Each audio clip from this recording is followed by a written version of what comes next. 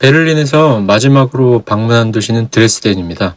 제 다음 목적지인 체코의 프라하로 가기 위해서 들리게 된 곳인데요. 드레스덴도 유명한 도시고 그냥 지나치기에는 조금 아쉬워서 그냥 사진을 몇 장 남겨봤습니다. 이렇게 아무래도 저는 오토바이를 타고 여행을 하니까 출발지에서 비행기를 탄다든가 기차를 탄다든가 딱 출발해서 도착지에 딱 도착해서 이렇게 두 곳을 구경하고 마는 게 아니라 지나가는 길을 다 보게 되잖아요. 근데 사실 드레스덴 같은 경우는 이제 목적지가 아니라 제가 그냥 지나쳐 가는 길이었는데 이렇게 선으로 지나가는 여행이 되돌아보면 아쉬우면서도 좋은 것 같아요. 좋은 점은 뭐냐면 정말 제가 베를린에서 출발해서 그 다음 목적지로 이제 갈 때 예를 들어서 뭐 비행기를 탔거나 하면 그 중간에는 뭐가 있는지 전혀 알 수가 없었을 텐데 저는 이제 국도를 타고 여유롭게 이동을 하다 보니까 더 많은 것들을 이제 볼 수 있다는 점이 좋은 점이고, 근데 안타까운 거는 그래도 어쨌든 이게 목적지가 아니라 내가 지나가는 길이기 때문에 더 자세한 것들을 보기는 어렵다는 게 좀 아쉽죠. 드레스덴 같은 경우도 사실은 뭐 그 전에 독일의 또 이곳저곳을 봤지만 라이프치히라든가 베를린이라든가 정말 그에 못지않은 어떤 모습을 가지고 있었다고 저는 생각하는데 그 정말 단 몇 시간 그것도 비가 내리고 있는 순간에 구경한 게 전부여서 좀 아쉬운 마음이 큽니다. 그런 곳이 드레스덴뿐만 아니라 제가 여행하면서 정말 많이 있었던 것 같아요. 그러면 다음 목적지는 이제 체코의 프라하가 되겠는데요. 우리나라에서도 굉장히 잘 알려진 유명한 관광지 중에 한 곳이죠. 오늘 여행기에서는 프라하에 대해서 한번 이야기를 나눠보도록 하겠습니다.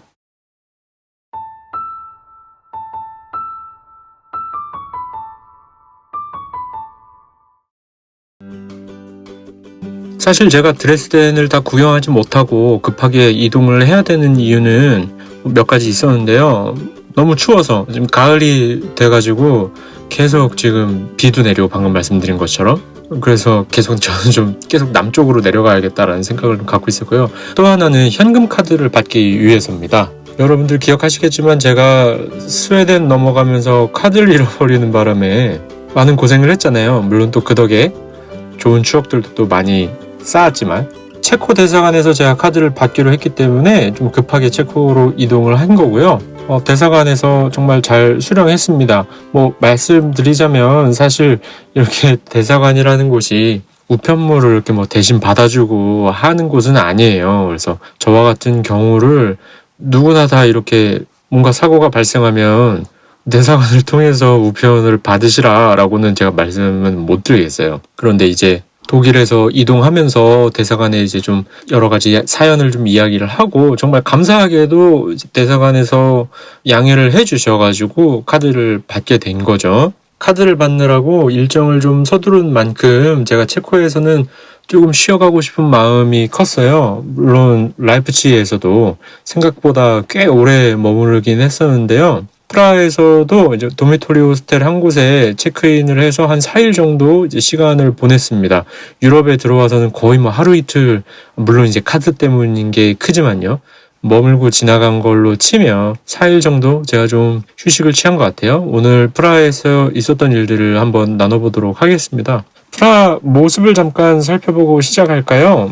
프라하라는 도시가 가지고 있는 그런 이미지가 있잖아요. 우리나라 사람들이 이제 관광지로서 생각하는 그 딱 그대로의 모습인 것 같아요. 낭만적이고 뭐 산책하는 것만으로도 힐링이 되는 도시라고 할 수 있을 것 같아요. 구시가지나 혹은 뭐 도심지의 모습도, 그리고 이제 외곽으로 나가서 산책로를 이렇게 돌아다녀 봐도 볼거리가 굉장히 많습니다. 이게 볼거리가 많다는 게 뭔가 특별한 랜드마크가 많다는 얘기는 아니고요. 도시 분위기가 뭐 번잡하지 않고 정말 좀 뭐 상쾌하다고 해야 될지 드라마틱하다고 해야 할까 뭐 그런 생각이 좀 들었어요.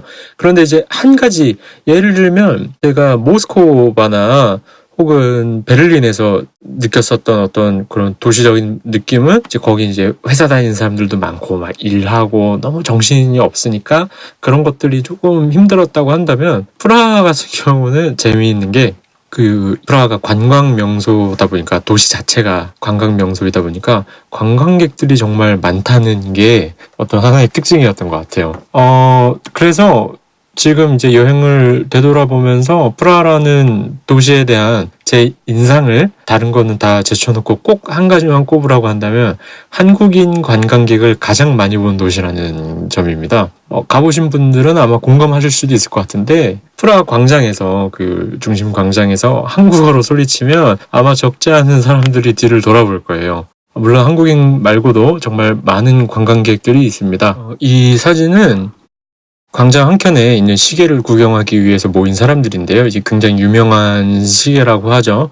그 시간이 되면 시계 안에 이제 뭐가 나와갖고 이렇게 작동을 하는 건데요. 처음에는 저도 이제 가이드를 보고 시계를 좀 구경해 보려고 갔다가 이거 하나 보려고 사람들이 이렇게 많이 모여 있다는 사실이 재밌어서 오히려 이렇게 사람들 모습을 한번 찍어봤습니다. 물론 프라하에 온 만큼 저도 관광을 좀 즐겼는데요. 유럽에 온 뒤로는 대부분 이제 호스텔에서 요리를 직접 해 먹었지만 그래도 한 번씩은 좀 비싼 음식도 먹으러 다녔네요. 그래도 여기까지 왔는데 한 번씩 먹어줘야지라고 하면서 생각보다 많이 먹은 것 같습니다. 쇼핑도 하나 했는데요. 신발 한 켤레 샀습니다. 원래 있던 오토바이 부츠가 많이 닳기도 했고요. 문제가 뭐였냐면은 계속 여행하고 하다 보니까 처음에는 분명히 방수 부츠였는데 이제 완전히 물에 쩔어가지고 이게 뭐 날씨가 맑은 날에도 물이 새어나오는 것 같은 뭐 그런 느낌도 나고 좀 냄새도 심하고 그리고 이제 유럽에 와서 오프로드를 뭐 제가 들어갈 일이 워낙 없다 보니까 막 이렇게 막 무릎까지 올라오고 막 채워야 되고 이런 것보다는 좀 간편한 신발이 필요했어요. 근데 그렇다고 또 오토바이를 타고 다니고 운동화는 또 좀 불편하고 그냥 적당한 가죽으로 된 신발을 하나 구입했고요. 체코에서 제작이 되는 바타라는 브랜드죠. 거기 가서 이제 구입을 했고요. 프라하에서 어쨌든 4일 동안 지내면서 가장 중요한 일정은 산책을 하는 것이었어요. 그래서 사실 여러분들에게 보여드리는 것도 프라하에 뭐 이런 거 있습니다라고 설명드리는 것보다는 제가 너무 여기저기 그냥 싸돌아다녔기 때문에 아무래도 폭풍 관광 모드까지는 아니었고 좀 쉬고자 하는 목적도 있었기 때문에 제가 블라디보스톡부터 해서 여기까지 오면서 여행 시작한 뒤로는 거의 하루도 빠짐없이 해가 뜨는 시간에 동시에 이제 일어났었거든요. 왜냐면 이 캠핑을 하게 되면 텐트를 치고 자면 해 뜨면 일어나야 돼요. 주변이 밝아지기 때문에 암막 커튼 같은 게 없잖아요.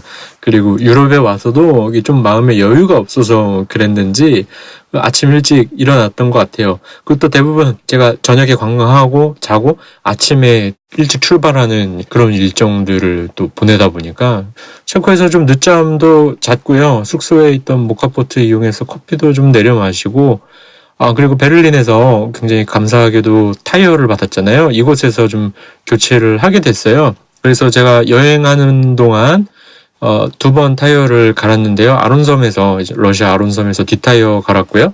이제 여기서 앞타이어까지 교체를 하게 됩니다.